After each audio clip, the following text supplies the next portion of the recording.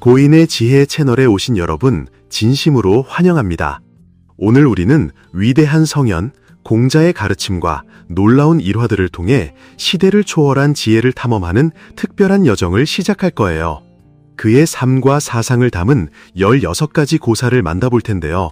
이 영상의 마지막까지 함께 하시면 분명 마음 깊이 울림을 주는 깨달음을 얻게 되실 겁니다. 놓치지 마세요. 공자는 유교를 창시한 동아시아 최고의 위대한 철학자 중 한 분입니다. 19세에 작은 벼슬을 시작했고 22세에는 이미 학문을 가르치기 시작했어요. 29세에 검은고를 배우기 시작했고 33세는 예법을 연구했죠. 34세의 공자는 제자들과 함께 위, 광, 진, 송, 채, 초 등 여러 나라를 14년간이나 유랑하며 자신의 사상을 전파했습니다. 그는 군주들에게 자신의 도를 실천하여 백성들에게 태평성대를 가져다 주기를 간절히 바랐어요. 어떤 곳에서는 그를 귀하게 여겼지만 또 어떤 곳에서는 무시당하기도 했습니다. 결국 그는 노나라로 돌아왔어요. 51세에 그는 벼슬에 임명되어 형부상서, 재상과 같은 중요한 고위직을 역임하며 노나라를 강하게 만드는데 큰 공헌을 했습니다. 이제부터 그의 삶과 그가 유랑하며 얻은 교훈과 관련된 16가지 유명한 고사를 소개해드릴 텐데요. 그 안에는 공자가 한 어린아이와의 지혜 대결에서 지고 스스로 그 아이를 스승이라 부르기로 했던 흥미로운 이야기도 담겨 있습니다. 또한 공자는 교육에 대한 자신의 실수를 인정하며 성인으로 나아가는 길에서 끊임없이 자신을 완성하려는 겸손함과 발전적인 정신을 보여주었습니다. 이 소중한 지혜들이 여러분의 삶에 깊은 통찰과 가치를 선사하기를 진심으로 바랍니다. 1. 사람을 대하는 도리. 어느 날 공자께서 제자들과 함께 사람을 대하는 도리에 대해 논하셨습니다. 자로가 말했습니다. 다른 사람이 저를 선의로 대하면 저도 선의로 대할 것입니다. 하지만 다른 사람이 저를 선의로 대하지 않으면 저 또한 그들을 선의로 대하지 않겠습니다. 공자께서 답하셨습니다. 그것은 예의와 도덕이 없는 오랑캐들의 방식이다. 자공이 말했습니다. 다른 사람이 저를 선의로 대하면 저도 선의로 대하겠습니다. 만약 다른 사람이 저를 선의로 대하지 않으면 저는 그들이 선하게 행동하도록 이끌겠습니다. 공자께서 답하셨습니다. 그것은 벗과 벗 사이의 태도이다. 안회가 말했습니다. 다른 사람이 저를 선의로 대하면 저도 선의로 대하겠습니다. 그리고 다른 사람이 저를 선의로 대하지 않아도 저는 여전히 선의로 그들을 대하고 선하게 행동하도록 이끌겠습니다. 공자께서 말씀하셨습니다. 이것이야말로 가족 간에 마땅히 행해야 할 태도다. 더 나아가 천하의 모든 사람을 진심으로 대하는 것이 진정한 선행이니라. 와이즈, 텄풀하다. 어느 날 자로가 길을 떠나기 전에 공자께 작별 인사를 하러 왔습니다. 공자께서 물으셨습니다. 너에게 수레를 선물할까? 아니면 몇 마디 조언을 해줄까? 자로가 말했습니다. 스승님, 제게 몇 마디 조언을 해주십시오. 공자께서 말씀하셨습니다. 꾸준히 노력하지 않으면 큰 목표를 이룰 수 없다. 자기 일을 성실히 잘 하지 않으면 좋은 결과를 얻을 수 없다. 사람을 진심으로 대하지 않고 따지고 계산하면 친해질 수 없다. 자신이 신의를 중요하게 여기지 않으면 다른 사람이 너에게 신의를 지키기를 바랄 수 없다. 다른 사람에게 진실하고 겸손하지 않으면 예의에 맞지 않는다. 만약 네가 이 5가지를 행동하고 일하는 방식에 잘 지켜나간다면 오랫동안 잘 해낼 수 있을 것이다. 자로는 스승님의 가르침에 감사하며 길을 떠났습니다. 3. 자로를 칭찬하다. 3년 후 자로는 팽을의 관리로 부임했습니다. 어느 날 공자께서 북쪽을 지나 팽읍으로 들어가셨는데 공자께서 칭찬하셨습니다. 자로가 일을 잘하는구나. 공손하고 심의가 있어. 성 안으로 들어가시면서 공자께서는 또다시 칭찬하셨습니다. 자로가 정말 잘하는구나. 충성스럽고 너그러울 줄 아는군. 자로가 일하는 관아에 도착하자 공자께서는 감탄하며 말씀하셨습니다. 자로가 너무나 잘하는구나. 명확하고 결단력이 있어. 자공이 듣고는 이상하게 여겨 고삐를 잡고 공자께 여쭈었습니다. 스승님께서는 자로를 만나지도 않으셨는데 벌써 3번이나 칭찬하셨습니다. 부디 자로가 무엇을 잘하는지 가르쳐 주십시오. 공자께서 말씀하셨습니다. 성 안으로 들어가시면서 공자께서는 또다시 칭찬하셨습니다. 자로가 정말 잘하는구나. 충성스럽고 너그러울 줄 아는군. 자로가 일하는 관아에 도착하자 공자께서는 감탄하며 말씀하셨습니다. 자로가 너무나 잘하는구나. 명확하고 결단력이 있어. 자공이 듣고는 이상하게 여겨 고삐를 잡고 공자께 여쭈었습니다. 스승님께서는 자로를 만나지도 않으셨는데 벌써 3번이나 칭찬하셨습니다. 부디 자로가 무엇을 잘하는지 가르쳐 주십시오. 공자께서 말씀하셨습니다. 보아하니 자로가 이룬 성과가 이렇듯 뛰어나니 내가 비록 3번 연속 자로를 칭찬한다 해도 자로의 모든 좋은 점을 다 말할 수는 없을 정도이다. 4. 자공을 비판하다. 자공은 큰 상인이어서 다른 나라들과 자주 무역을 했습니다. 노나라에는 이런 법률이 있었는데 다른 나라에서 자기 나라 백성이 노예로 팔려간 것을 보면 돈을 주고 다시 데려올 수 있었고 그 몸값은 나라에서 지불하는 것이었습니다. 이런 법률은 좋은 것일까요? 정말이지 대단히 좋은 법이었습니다. 이는 각 백성들의 동포를 사랑하고 보호하는 마음을 일깨워 그들의 동포를 구제할 수 있게 했습니다. 옛 기록인 원감유함에 따르면 자공이 한 번은 노예로 잡혀있던 사람을 돈으로 사서 고국으로 데려왔다고 합니다. 관청에서 몸값을 돌려주려 했을 때 자공은 그 돈을 받지 않았어요. 보통 사람들은 자공의 행동을 매우 고결하고 훌륭하다고 여겼을 겁니다. 하지만 자공이 공자께 나아가자 공자께서는 오히려 그를 꾸짖으셨습니다. 자공아, 네가 한 행동은 잘못된 것이다. 노나라에는 가난한 사람들이 아주 많단다. 그들이 다른 나라에 갔다가 자기 나라 사람을 보게 되면 혹시라도 그들을 몸값을 치르고 구해온다면 이런 생각을 하게 될 거야. 만약 몸값을 받으면 자공보다 한 수 아래로 보이는데 그렇다고 받지 않으면 가뜩이나 경제적으로 어려운데 가게에 큰 부담이 될 텐데 하면서 말이지. 당연히 사람을 구할 때 주저하게 될 것이다. 이는 결국 좋지 않은 영향을 미치게 된단다. 만약 100명 중 단 1명이라도 사람을 구하는 일에 주저함을 느낀다면 결국 아무도 자기 나라 사람을 구하려고 나서지 않게 될지도 모릅니다. 이처럼 공자께서는 네가 한 행동은 좋지 않은 영향을 미칠 것이다 라고 말씀하셨던 것입니다. 5. 잘못된 것을 바로잡는 정치. 자공이 다시 공자께 여쭈었습니다. 스승님, 옛날 제나라 경공이 정치를 어떻게 해야 명확하게 할 수 있는지 여쭙자 스승님께서는 재정을 절약하는 데 있다고 말씀하셨습니다. 노나라 애공이 정치를 어떻게 해야 명확하게 할 수 있는지 여쭙자 스승님께서는 신하들을 교육하는 데 있다고 말씀하셨고요. 초나라 대부 섭공, 초엽공이 정치를 어떻게 해야 명확하게 할 수 있는지 여쭙자 스승님께서는 가까이 있는 사람들을 편안하게 해주고 멀리 있는 사람들이 찾아오게 만드는 데 있다고 말씀하셨습니다. 세 사람이 같은 질문을 했는데 어찌하여 스승님께서는 다르게 대답하셨습니까? 혹시 여러 가지 다른 설명 방식이 있는 것입니까? 공자께서 답하셨습니다. 그것은 각기 다른 상황에 놓여 있었기 때문이란다. 제나라 경공은 나라를 다스리면서 궁궐 건축이 너무나 사치스러웠고 사냥터는 지나치게 넓었기 때문에 나는 정치를 처리하는데 재정을 절약하는 데 있다고 말한 것이지. 이처럼 공자께서는 네가 한 행동은 좋지 않은 영향을 미칠 것이다 라고 말씀하셨던 것입니다. 5. 잘못된 것을 바로잡는 정치. 자공이 다시 공자께 여쭈었습니다. 스승님, 옛날 제나라 경공이 정치를 어떻게 해야 명확하게 할 수 있는지 여쭙자 스승님께서는 재정을 절약하는 데 있다고 말씀하셨습니다.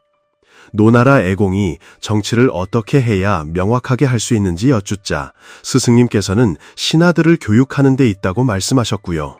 그것은 각기 다른 상황에 따른 다른 방식의 처리였단다. 시경에 이런 말이 있지 않느냐. 오랜 전쟁과 혼란을 겪으며 백성들이 극도로 가난해졌으나 조정은 백성들을 전혀 구제하지 않았단다. 그것은 사치와 낭비로 인해 초래된 혼란에 대한 탄식이었다.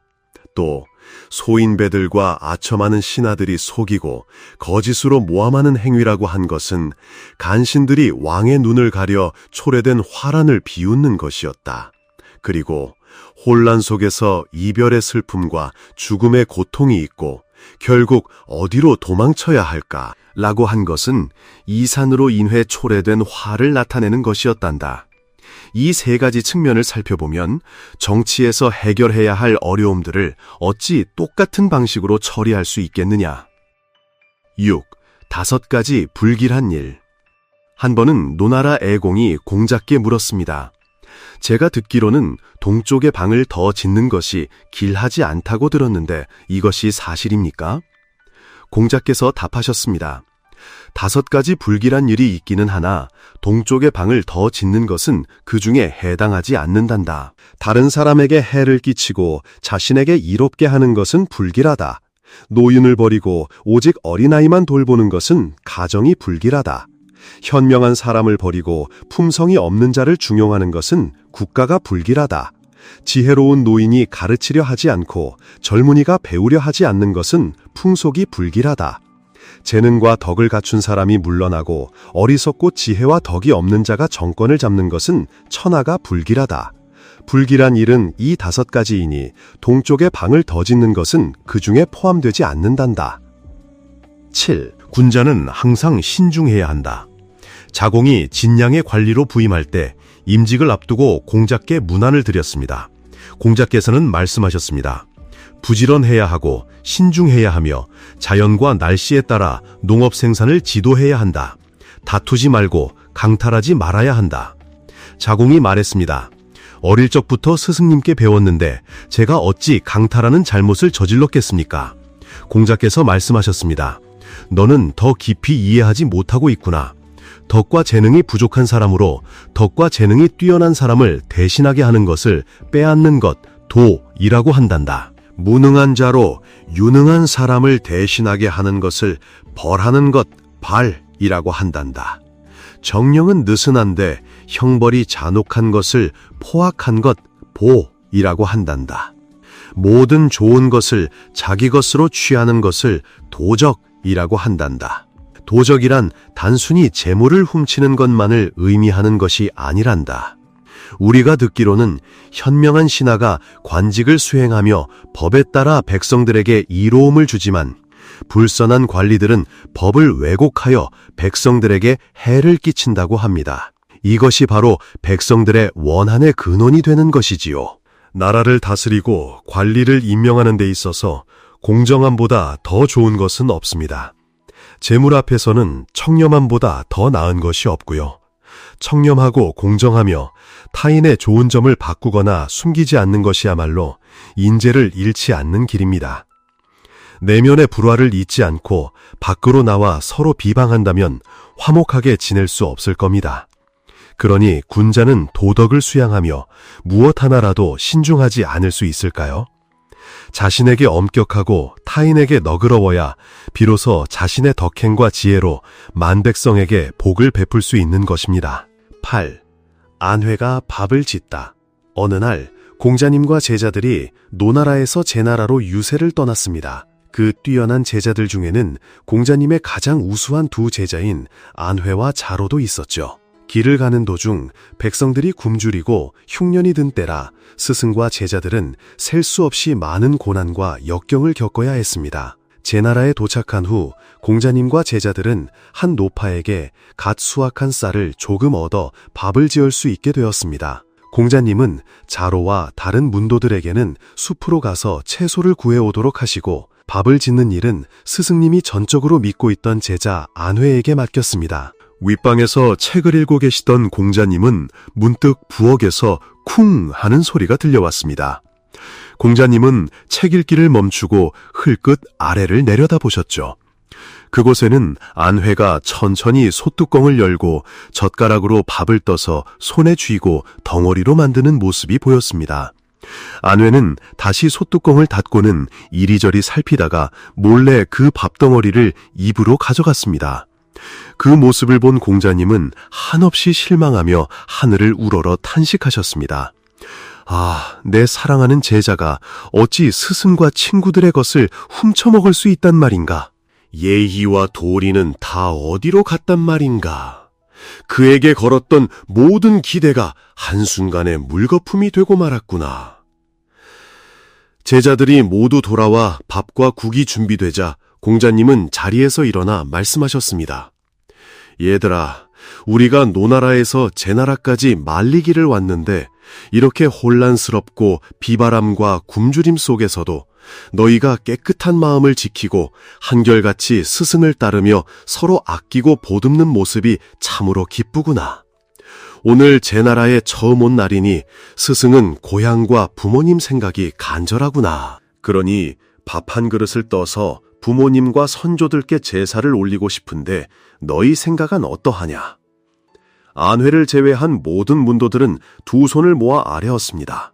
예, 스승님, 그러셔야 합니다. 공자님은 다시 말씀하셨습니다.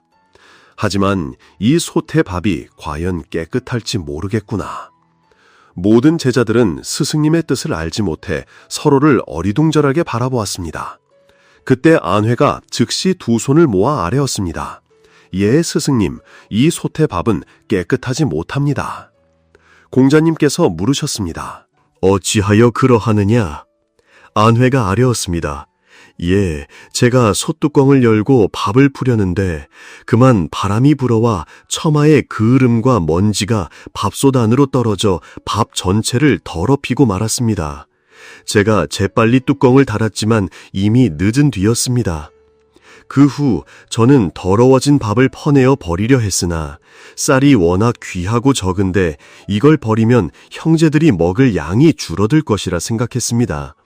그래서 스승님과 형제들에게 양해를 구하지 못했지만 제가 먼저 그 더러워진 밥을 먹고 깨끗한 밥은 스승님과 형제들께 올리려 했습니다. 스승님, 그래서 오늘은 제가 이미 밥을 먹었으니 더 이상 밥은 먹지 않고 채소만 먹겠습니다.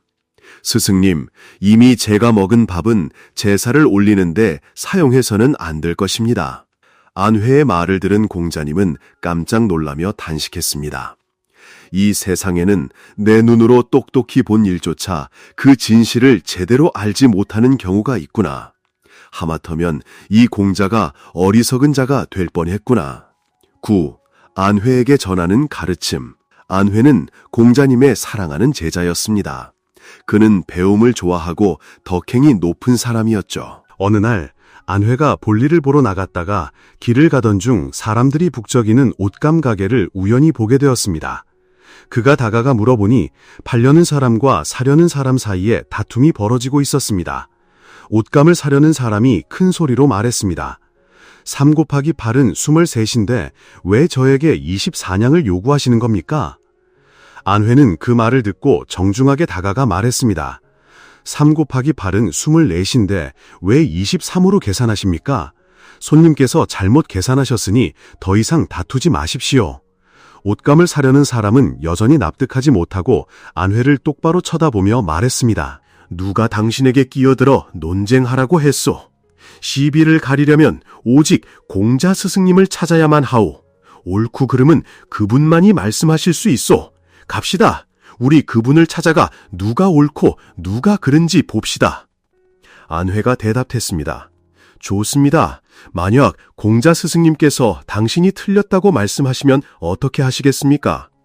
옷감을 사려는 사람이 말했습니다. 만약 제가 틀렸다고 한다면 저는 목숨을 걸겠습니다. 그럼 당신이 진다면 어떻게 하시겠습니까? 안회가 대답했습니다. 제가 진다면 제 머리 위에 갓을 드리겠습니다. 두 사람은 내기를 한 뒤 바로 공자님을 찾아갔습니다. 공자님은 자초지종을 다 듣고는 제자를 보며 미소 지으며 말씀하셨습니다. 3 곱하기 8은 23다. 안회야, 네가 졌다. 저 사람에게 갓을 건네주어라.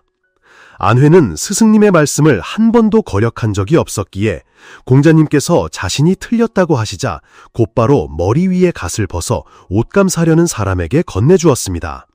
그 사람은 갓을 받아들고 득이양양하게 돌아갔습니다. 스승님의 판결에 대해 안회는 겉으로는 순종하는 모습을 보였지만 속으로는 매우 불쾌했습니다. 그는 스승님이 이제 어리석어준 것이라 생각하며 더 이상 공자님 밑에서 배우고 싶지 않게 되었습니다. 다음 날 안회는 집에 일이 있다며 스승 공자님께 집으로 돌아가도 되는지 여쭈었습니다. 공자님께서는 제자의 마음을 헤아리시고는 말리지 않으시고 고개를 끄덕여 허락하셨죠. 안회가 떠나기 전 스승님께 작별 인사를 드리러 왔을 때 공자님께서는 제자가 일을 다 마치거든 돌아오라 하시며 한마디를 당부하셨습니다. 천년된 고목갈에 머물지 말고 진실을 알지 못하고 사람을 해치지 마라. 즉 천년 묵은 고목갈에 비신하지 말고 사람을 죽일 게는 그 진실을 명확히 알지 못하면 손을 대지 마라. 안회는 명심하겠습니다 하고는 몸을 돌려 집으로 향했습니다. 스승님의 말씀은 신기하게도 그대로 이루어졌습니다. 집으로 돌아가는 길에 갑자기 거센 바람이 불고 먹구름이 몰려오더니 비가 억수같이 쏟아지고 천둥 번개가 하늘을 갈랐습니다. 안회는 길가에 있는 큰 고목 아래로 서둘러 달려가 비를 피했습니다. 문득 그는 스승님의 당부가 떠올랐습니다.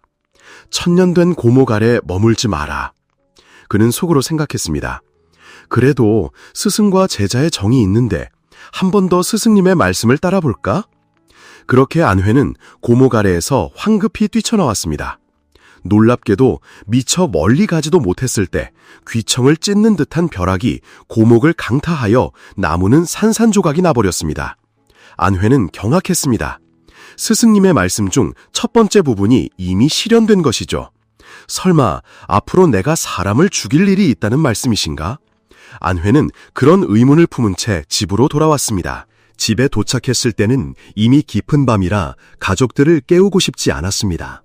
그래서 그는 자신이 가지고 있던 보검으로 문지방을 밀고 조용히 침실로 들어섰습니다.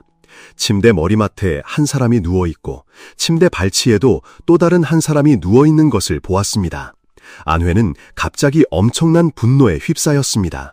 그는 격분하여 옆구리에 찬 검을 뽑아 휘두르려 했지만 바로 그 순간 공자님의 당부가 떠올랐습니다.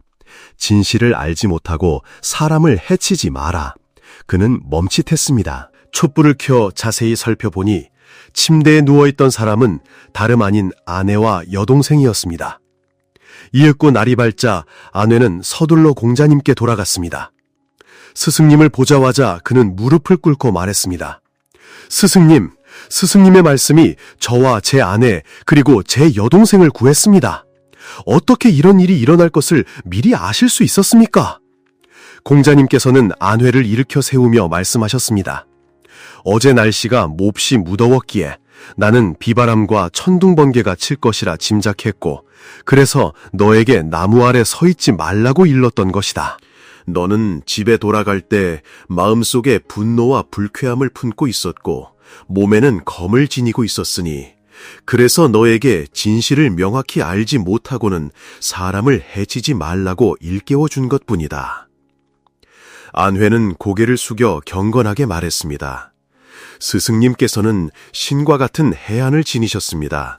제자는 한없이 감복할 따름입니다. 공자님께서는 다시 말씀하셨습니다. 나는 네가 집에 일이 있다고 휴가를 청한 것이 그저 핑계인 것을 알고 있었다.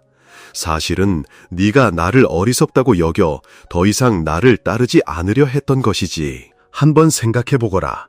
내가 3 곱하기 8은 23이 옳다고 했을 때 네가 졌지만 네가 잃은 것은 고작 모자 하나였다. 만약 내가 3 곱하기 8은 24가 옳다고 하고 그 사람이 졌다면 한 사람의 목숨을 잃지 않았겠느냐? 너의 모자가 중요하냐? 아니면 한 사람의 목숨이 더 중요하냐? 안회는 다시 한번 크게 놀라 깨달음을 얻었습니다. 그는 스승님 앞에 엎드려 말했습니다. 스승님께서는 큰 대의를 위해 시비를 따지지 않으셨는데 제자는 스승님께서 연세가 많아 정신이 흐려졌다고 생각했습니다. 정말이지 너무나도 부끄럽습니다. 그 이후로 공자님께서 어디를 가시든 안회는 항상 함께하며 거의 떨어지지 않았다고 합니다. 10. 공자, 어린 항탁을 스승으로 모시다. 삼자경, 삼자경에 이런 구절이 있습니다. 예전부터 항탁은 공자를 스승으로 섬겼다. 즉, 공자님께서 어린 항탁을 스승으로 여겼다는 뜻입니다. 항탁은 연나라 출신의 한 소년이었습니다. 어느 날 항탁이 공자님을 찾아와 말했습니다. 공 선생님께서는 학문이 깊으시다고 들었습니다. 가르침을 받고자 찾아왔습니다. 공자님께서는 웃으며 말씀하셨습니다. 자, 말해보거라. 항탁은 두 손을 모아 공자님께 절하며 물었습니다. 선생님께 묻습니다. 물고기가 없는 물은 무엇입니까? 연기가 없는 불은 무엇입니까? 잎이 없는 나무는 무엇입니까? 가지가 없는 꽃은 무엇입니까? 공자님께서는 이 말을 듣고 웃으며 말씀하셨습니다. 내 질문은 정말 기묘하구나. 바다, 연못, 호수 등 어떤 물이든 물고기가 있지. 장작이든 짚이든 횃불이든 어떤 불이든 연기가 나지. 그리고 모든 식물은 뿌리가 없으면 나무가 될 수 없고 가지가 없으면 꽃이 필 자리도 없지 않느냐. 항탁은 그 말을 듣고 한참 동안 껄껄 웃더니 고개를 저으며 말했습니다. 틀렸습니다. 우물에는 물고기가 없습니다. 반딧불은 연기가 없습니다. 마른 나무에는 잎이 없습니다. 그리고 눈꽃은 가지가 없습니다. 공자님께서는 이를 보고 말씀하셨습니다. 참으로 후생가외로다. 노부가 너를 스승으로 모시겠다. 이처럼 우리는 학문이 아무리 깊고 뛰어나다 할지라도 언제나 받아들이고 배워야 할 많은 것들이 존재한다는 것을 알 수 있습니다. 넓고 광대한 바다가 모든 물방울을 거부하지 않기 때문에 드넓은 것이고, 높고 웅장한 산이 어떤 작은 돌멩이든 쌓아 올리는 것을 마다하지 않기 때문에 우뚝 솟아있는 것입니다. 그러므로 우리는 자신의 고집스러운 의견을 내려놓고 경청하고 관찰하며 모든 사람들과 선악, 복과 화를 포용할 줄 알아야 비로소 날마다 발전할 수 있습니다. 배움은 끝이 없는 과정이며 삶은 언제나 우리에게 새롭고 소중한 경험들을 선사할 것입니다. 11. 공자, 수영하는 사람에게서 배우다. 어느 날 공자님과 제자들은 시골길을 따라 걸으며 웅장한 폭포를 향해 먼 길을 떠났습니다. 이 폭포는 그 웅장함과 높이로 유명했죠. 멀리서 보니 폭포는 참으로 위엄 있는 모습으로 나타났고, 높은 곳에서 쏟아져 내리는 물줄기는 온 하늘 한편을 울리는 굉음을 만들어냈습니다. 폭포에 가까이 다다르자 그들은 거센 물살 속에서 폭포수가 쏟아져 내리는 물덩어리에 휩쓸려가는 한 남자를 보았습니다. 공자는 다급히 제자들에게 소리쳤습니다. 어서 서둘러라. 저 폭포로 가거라. 저 사람은 분명 물에 빠진 게 틀림없다. 저런 물살에서는 물고기조차 살아남기 힘들터 우리가 반드시 구해야 한다. 그들은 전속력으로 달려갔지만 언덕 아래로 내려서자 그들은 그 남자를 놓치고 말았습니다. 그래서 그들은 계속해서 걷고 또 걸으며 그 남자를 찾을 수 있기를 바랐습니다. 잠시 후 그들은 숲을 가로질러 폭포에서 조금 떨어진 하류의 강국비에 도착했습니다. 모두들 그 남자가 이미 물에 휩쓸려 여기까지 떠내려왔으리라 어쩌면 시신만 발견할 수 있을지도 모른다고 확신했습니다. 하지만 그들이 본 것은 뜻밖에도 그 남자가 폭포에서 유유히 헤엄쳐 나오는 것이었습니다. 그는 긴 머리를 풀어헤치고 마치 최고의 순간을 즐긴 듯 크게 노래하고 있었습니다. 그들은 전속력으로 달려갔지만 언덕 아래로 내려서자 그들은 그 남자를 놓치고 말았습니다. 그래서 그들은 계속해서 걷고 또 걸으며 그 남자를 찾을 수 있기를 바랐습니다. 잠시 후 그들은 숲을 가로질러 폭포에서 조금 떨어진 하류의 강국비에 도착했습니다. 모두들 그 남자가 이미 물에 휩쓸려 여기까지 떠내려왔으리라 어쩌면 시신만 발견할 수 있을지도 모른다고 확신했습니다. 하지만 그들이 본 것은 뜻밖에도 그 남자가 폭포에서 유유히 헤엄쳐 나오는 것이었습니다. 그는 긴 머리를 풀어헤치고 마치 최고의 순간을 즐긴 듯 크게 노래하고 있었습니다. 저는 그저 물 자체의 본성을 따를 뿐이오니 실로 크게 생각할 것이 없습니다. 굳이 설명해야 한다면 이렇게 말하겠소. 소용돌이가 쏟아져 내리면 저는 그 흐름을 따라 돌고, 강한 물살이 저를 아래로 밀어붙이면 저는 그 물살을 따라 뛰어듭니다. 몸이 강바닥에 닿으면 물살은 거꾸로 뒤집혀 몸을 위로 솟아오르게 하는 힘을 만들어내지요. 모든 일이 그렇게 흘러갈 때 저는 그저 스스로를 흐름에 맡깁니다. 그러니 제가 할 일은 그저 물의 흐름에 순응하는 것이지 억지로 그것을 제압하려 애쓰는 것이 아닙니다. 공자는 고개를 끄덕이며 깊이 생각에 잠겼습니다. 그렇군요. 비록 물살이 아주 거세기는 하나 저에게는 수년 동안 알아온 친구와도 같습니다. 그래서 저는 물이 무엇을 원하는지 느낄 수 있습니다. 저는 흐름을 이용하고 그것을 거스르거나 제 의지를 억지로 강요하지 않고 그저 물결에 몸을 맡깁니다. 12. 공자가 어부에게서 배우다. 공자는 제자들과 함께 여러 나라를 유랑하고 있었습니다. 어느 날 공자가 초나라에 도착하여 아직 그곳의 풍습에 익숙해지기도 전이었습니다. 그런데 한 어부가 커다란 물고기를 문 앞으로 가져와 바치려 했습니다. 공자는 아직 거처도 안정되지 않았는데 이처럼 성대한 대접을 받게 되자 제자들 모두 기뻐하는 것을 보며 속으로 생각했습니다. 서둘러 그들은 어부를 공자 앞으로 모셔왔습니다. 공자는 어부의 의도를 이해했지만 자신에게는 공이 없으면 녹을 받지 않는다, 무공부수라는 원칙이 있었기에 명확히 받을 수 없음을 표했습니다. 어찌 다른 사람의 수고 없이 얻은 것을 받을 수 있겠습니까? 예로부터 그는 항상 그렇게 행동했고 이런 방식으로 제자들을 가르쳤습니다. 어부는 말을 잘하는 사람이 아니었습니다. 공자가 받지 않겠다고 말하자마자 얼굴이 금세 붉어졌고 다급히 말했습니다. 날씨가 너무 덥고 제가 여러 시장을 돌아다녔는데도 팔리지 않았습니다. 팔 수 없으니 버릴 수밖에 없었지만 그렇게 하는 것은 너무나 아까웠습니다. 대사님께 드리는 것이 훨씬 낫다고 생각했습니다. 제자들은 어부의 말을 듣자마자 몹시 화를 댔습니다. 참지 못한 한 제자가 분노에 찬 목소리로 끼어들었습니다.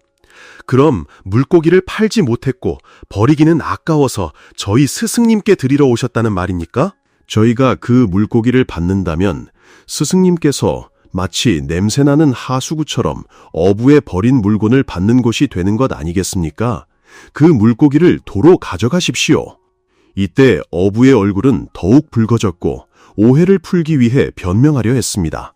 바로 그 순간 공자는 자리에서 일어나 어부에게 2번 절하며 공손히 물고기를 받고 말했습니다. 어부님의 선물을 고맙게 받겠습니다. 어부님의 정성을 어찌 제가 거절할 수 있겠습니까? 어부가 떠나자 공자는 제자들에게 물고기를 깨끗이 씻어 제례를 준비하도록 했습니다. 제자들은 서로를 돌아보며 놀랐고 스승님이 무엇을 하려는지 이해할 수 없어 물었습니다. 어부가 버리려 했던 것을 스승님께서는 제례를 올리시려 합니까? 이유가 무엇입니까? 공자는 침착하게 대답했습니다. 나는 일찍이 베풀 줄 알고 낭비하지 않는 자는 모두 성인이라 들었습니다. 이제 내가 성인의 선물을 받았으니 어찌 제례를 올리지 않을 수 있겠느냐. 13. 공자가 농부에게서 배우다. 어느 날 공자와 제자들이 위나라를 지나던 중 밭을 갈고 있는 농부 한 명을 만났습니다. 공자는 안회에게 길을 물어보라고 시켰습니다. 농부는 공자 쪽을 손가락으로 가리키며 물었습니다. 저기에 앉아있는 사람은 누구입니까? 안회가 대답했습니다. 저분은 저희 스승 공자이십니다. 농부가 말했습니다. 요즘 세상에는 도도 많고 스승도 많다네. 집 문을 나서는 순간 도둑을 만나 스승이라 칭하는 자를 마주칠 때도 있으니 정말이지 한숨만 나온다네. 자네 스승이 어떤 분인지 좀 더 자세히 말해줄 수 있겠나? 안회는 차분하게 대답했습니다.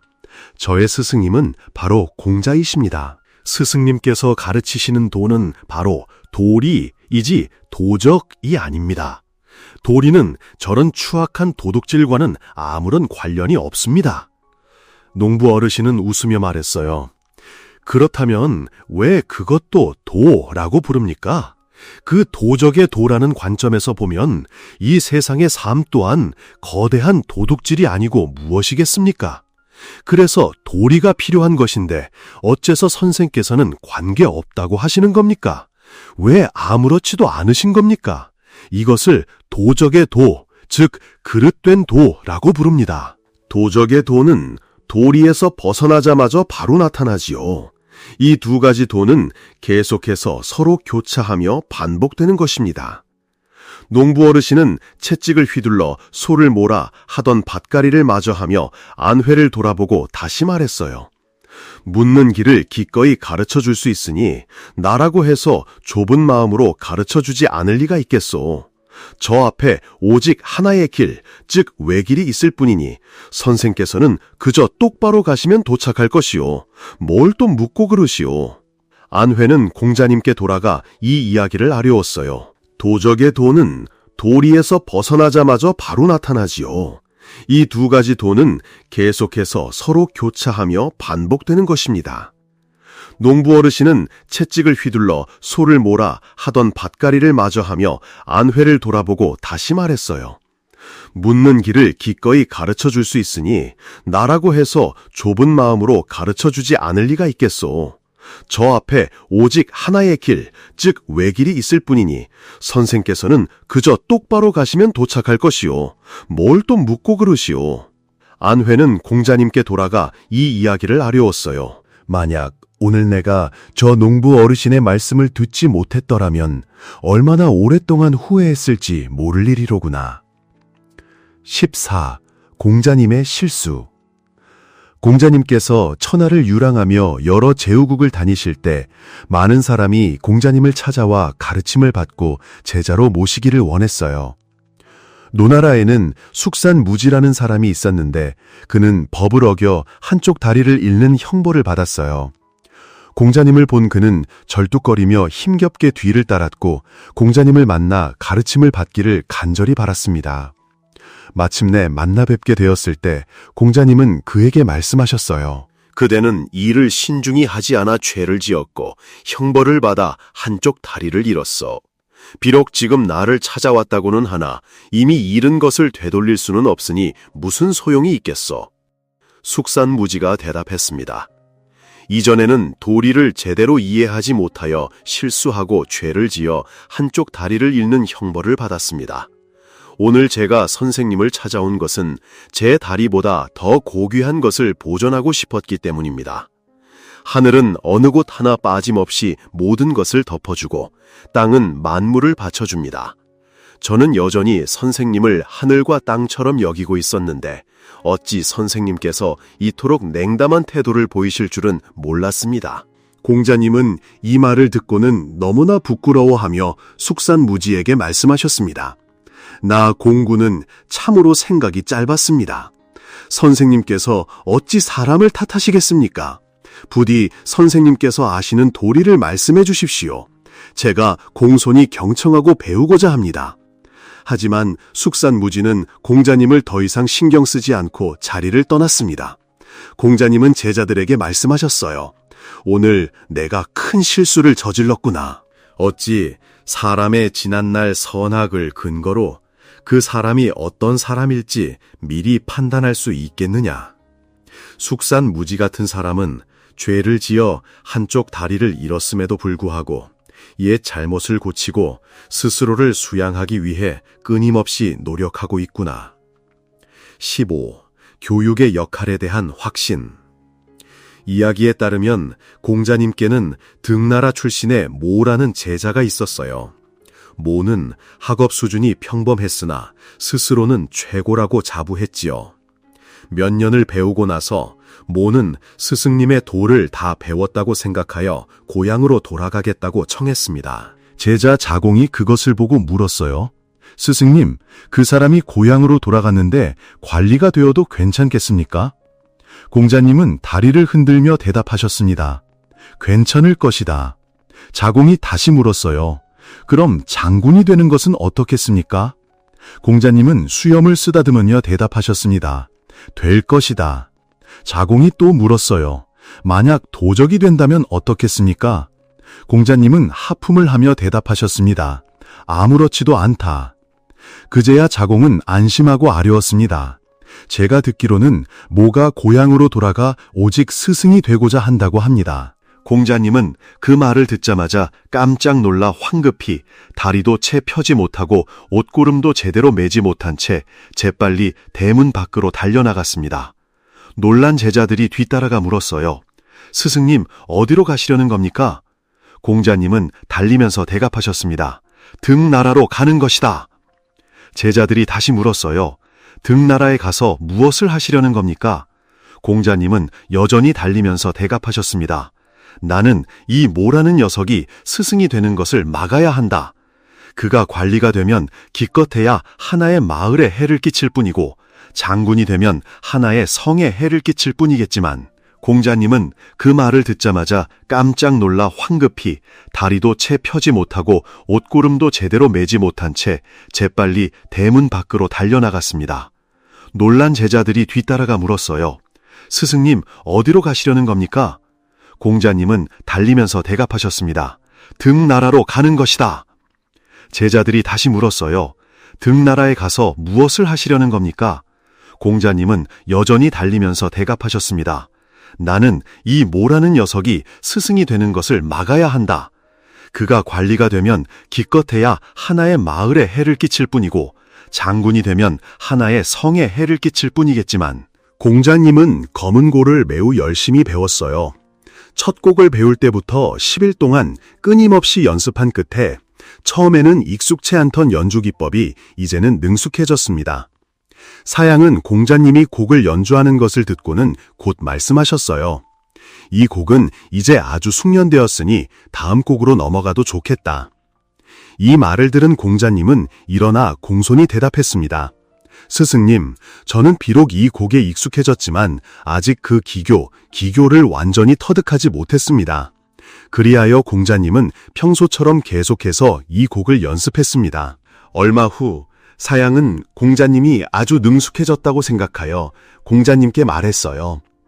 이제 이 곡의 기술을 완전히 익혔으니 바른 곡을 배우는 것이 좋겠다.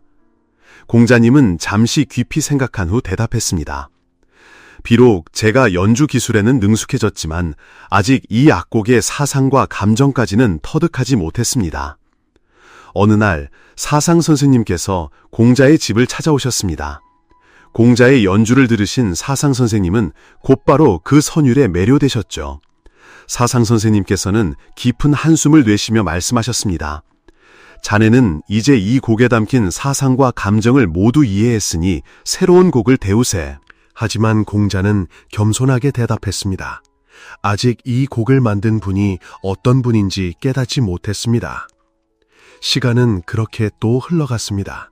어느 날 공자는 너무나 기뻐하며 사상 선생님께 달려와 아뢰었습니다.